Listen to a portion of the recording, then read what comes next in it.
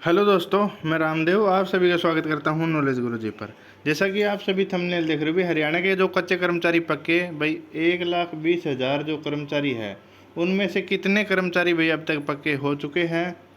और एक्ट 2024 जो बनाया गया है, उसमें भाई लागू हो चुका है या नहीं हुआ है। आचार संहिता के अंदर अंदर है भाई, अधिकारी है जो नहीं मानते, क्योंकि आचार संहिता के अंदर सरकार का ऊपर से कोई दबाव नहीं रहता। और 8% जो सैलरी है वो भी बढ़ोतरी हुई थी आपकी 1 जुलाई से। तो वो क्या आप सभी में से किसी भी बंदे को मिली है या नहीं मिली है, तो इस पर चर्चा करेंगे इस वीडियो के अंदर।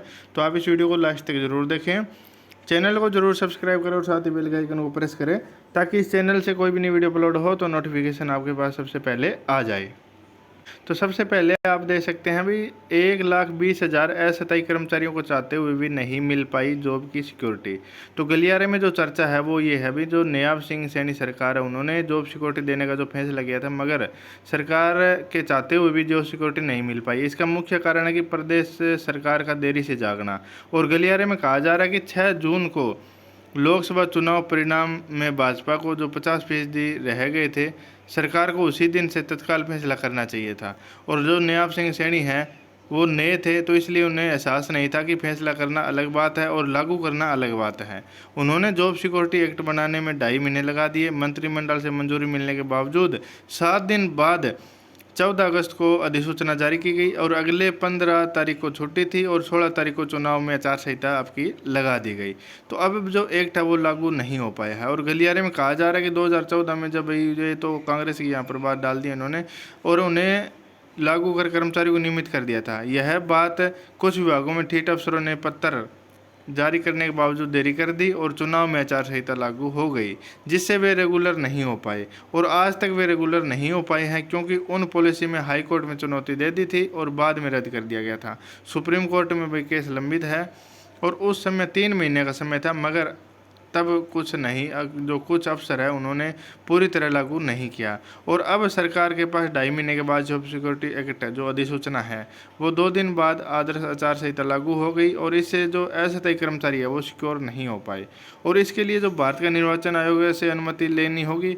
गलियारे में कहा जा रहा है कि चुनाव आयोग सामान्य तौर पर इस प्रकार की अनुमति नहीं देता। अगर अनुमति मिल भी गई तो जो मामला है वो भाई जो अधिकारी है संबंधित विभाग के, वो इसे लागू नहीं कर पाएंगे।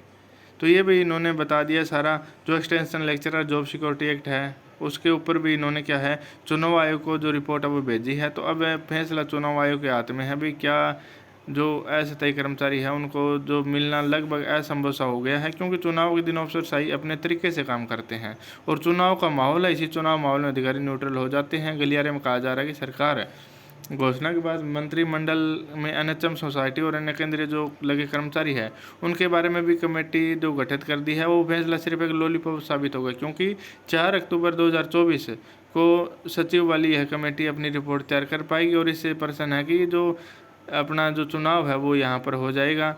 जून जुलाई में ये अध्यादेश लेके आना चाहिए था। और जो अध्यादेश है वैसे उसकी जो अवधि है वो भाई 6 महीने की होती है। ये भाई मैंने आपको वीडियो में बताया भी था पहले, क्योंकि ये 6 महीने तक वैलिड रहता है। अगर इसको जो आपका विधानसभा सत्र है उसके अंदर लागू कर दिया जाता है तो कहीं ना कहीं आपके लिए एक पॉजिटिव न्यूज़ रहेगी।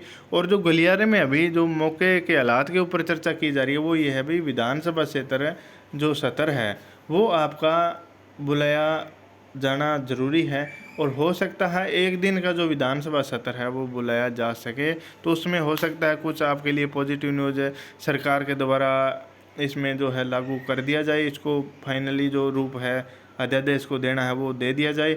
अगर इस प्रकार की जो कंडीशन है हो जाती है तो भाई एक सरकार के लिए प्लस पॉइंट यहाँ पर हो सकता है। अगर इसमें कोई देरी होती है तो भाई ये एक आप सभी जो भी कच्चे कर्मचारी हैं उनके लिए एक लॉलीपॉप साबित यहाँ पर है होने वाला है। तो ये एक इन्फॉर्मेशन थी भाई।